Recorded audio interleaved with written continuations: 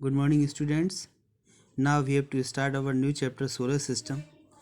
Solar system का पहले भी हम पढ़ चुके हैं 6th और 7th क्लास में कि सोलर सिस्टम क्या होता है। सोलर सिस्टम हेवनली बॉडीज़ होती हैं जो किसी सन के अराउंड जब कोई प्लेनेट चक्कर लगाती हैं तो उसको सोलर सिस्टम बोलते हैं।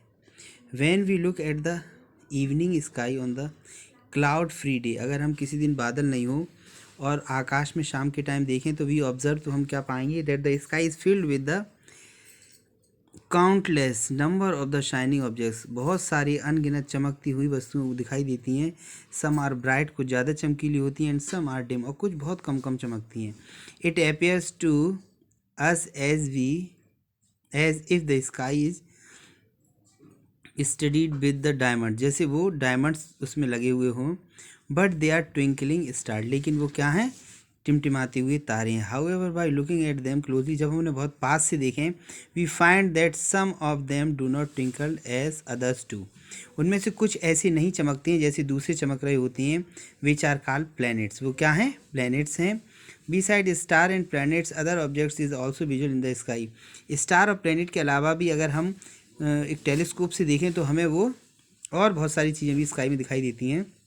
The objects that we see in the sky are part of the universe, वो हमारे शून्य का, वो हमारे आकाश का हिस्सा होते हैं जो ऑब्जेक्ट हमें दिखाई देते हैं आकाश में। And they are called the heavenly objects, उनको हेवनली ऑब्जेक्ट्स या क्रिस्टल ऑब्जेक्ट्स या क्रिस्टल बॉडीज़ बोलते हैं।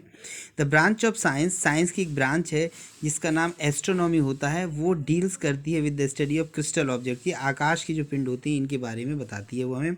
और वो साइंटिस्ट जो इसके बारे में पढ़ते हैं या हमें बताते हुए क्या, एस्ट्रोनॉमर्स कहलाते हैं। Let us check how much we know about these crystals object, आओ हम जानें कि इनके बारे में कितना जानते हैं। Do all the crystals object look similar, क्या सारे ऑब्जेक्ट्स हमें एक जैसे दिखाई देते हैं। Why can not we see these object such has the stars and moon during the day, क्या कारण है कि हमें स्टार और मून जो है, स्टार जब दिन में दिखाई नहीं देते हैं।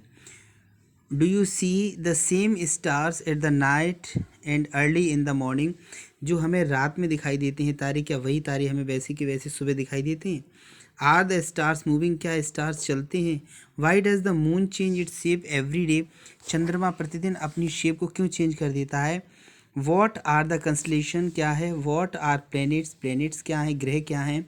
What are the solar system, और हमारा सौर मंडल क्या है।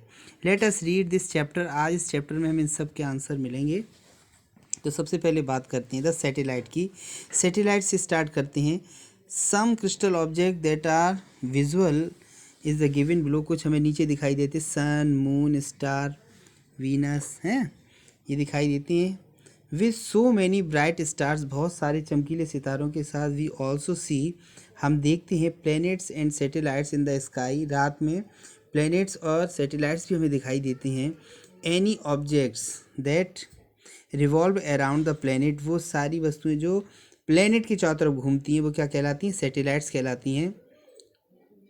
celestial object revolve around the another larger objects, for example moon revolve around the earth, ये क्रिस्टल ऑब्जेक्ट्स होते हैं, ये प्लेनेट की चारों तरफ घूमते हैं। ये प्लेनेट की चारों तरफ घूमने वाले क्या कहलाते हैं, हमारे सैटेलाइट्स कहलाते हैं। जैसे पृथ्वी की चारों तरफ चंद्रमा चक्कर लगाता है, इसीलिए ये हमारा नेचुरल सैटेलाइट है moon. The satellites revolve around the planet due to the gravitational pull of the planet, planet की gravitational power जो होती है उसकी वजह से ये इसकी चारों तरफ मूव करता रहता है। The path along with the satellite revolve around the planet called orbit, ये भी एक अपने, जिस तरीके से हमारा सूर्य के चारों तरफ ये चक्कर लगाते हैं पृथ्वी और दूसरे अदर जो प्लैनेट्स हैं, तो उनका एक ऑर्बिट होता है, उनका एक पर्टिकुलर पाथ होता है जिस पर वो चक्कर लगाती हैं। आपको बताया था कि वो ग्रेविटेशनल पावर से एक दूसरे को अट्रैक्ट रखते हैं, जिससे कि वो अपने पाथ से बिल्कुल इधर उधर नहीं होती है, नहीं तो बस्टिंग हो जाएगी।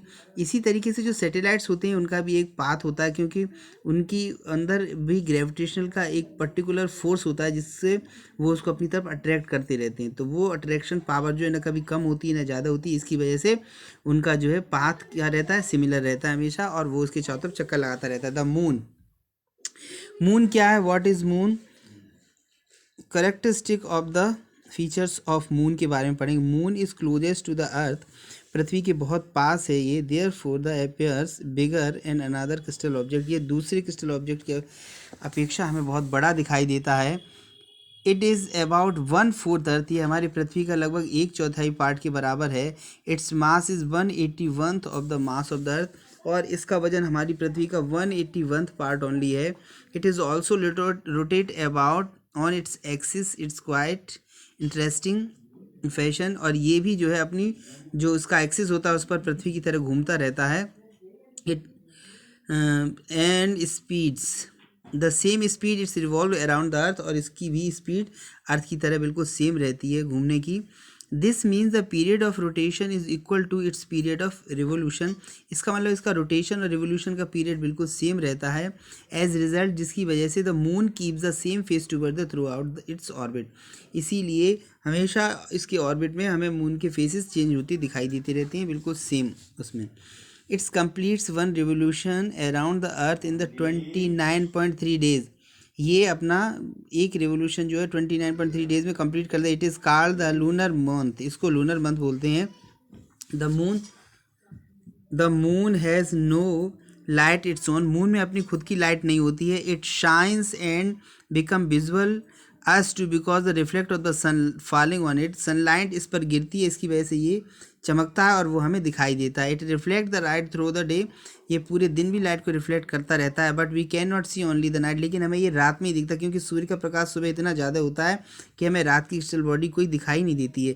It is because the during days become the invisual due to the glare of the sunlight, अधिक सनलाइट की वजह से ये हमें दिखाई नहीं देती हैं। ठीक है, नेक्स्ट जो है हमारा, उसके बाद नेक्स्ट है the gravitational force acted by the moon is only about the 1/6 that the earth, हमारी पृथ्वी पर जितना ग्रेविटेशन फोर्स लगता है उसका केवल 1/6 पार्ट ही यहाँ पर रह जाता है मून पर। On the moon it is fast very slowly, ये बहुत धीरे से गिरता है। अगर कोई चीज़ हम गिराएं तो इफ़ यू 16 किलोग्राम अर्थ पर आपका वजन है तो वहाँ पर आपका वजन केवल 10 किलोग्राम रह जाएगा मून पर। Tides of earth the cause is mostly by the attraction of moon, tides जो आते हैं समुद्र में वो मून के अट्रैक्शन पावर की वजह से ही आती हैं। ठीक है, नेक्स्ट है फेजेस ऑफ मून, मून के अलग अलग फेज़ हैं, अलग अलग जो है वो आकार में हमें दिखाई देता है, इसको हम फेजेस बोलते हैं। देखो दीपावली पे हमें बिल्कुल भी नहीं दिखाई देता क्योंकि उस दिन तो अमावस्या होती है। उसके बाद होली पे हमें दिखाई देता है पूरा चंद्रमा। उसके बाद ईद पे बिल्कुल नहीं दिखाई देता है। करवा चौथ पे देखो इतना बड़ा दिखाई देता है। तो ये अलग अलग फेस्टिवल पर दिखाया गया है कि मून की फेजेस अलग अलग रहती हैं। तो वो अकॉर्डिंग टू द फेस्टिवल नहीं है, वो अकॉर्डिंग टू द डे है जो उसको रिवोल्यूशन के टाइम हम देखते हैं। तो have you observe the changes in the shape of the moon, क्या आपने मून के शेप में चेंजिंग देखी हैं आकाश में? How does moon change its shape, ये अपनी शेप को कैसे चेंज कर लेता है? As we know how only side of the moon always face the earth, आपको पता है केवल एक साइड हम पृथ्वी से देख सकते हैं। Hence we never seen the other side of the moon, इसकी वजह से हमें दूसरी साइड मून की दिखाई नहीं देती है। The side of moon which face is on full visual all time, जो हमारी तरफ होती है वो हमें पूरी दिखाई देती है side. We only see that the proportion of moon which reflect the sunlight falling on it, और उसमें भी हमें वही हिस्सा दिखाई देता है चंद्रमा का जितने पर सूर्य का प्रकाश पड़ता है। It makes the appear like the moon is changing its shape, इसकी वजह से इसकी शेप हमें चेंजिंग होती हुई दिखाई देती है।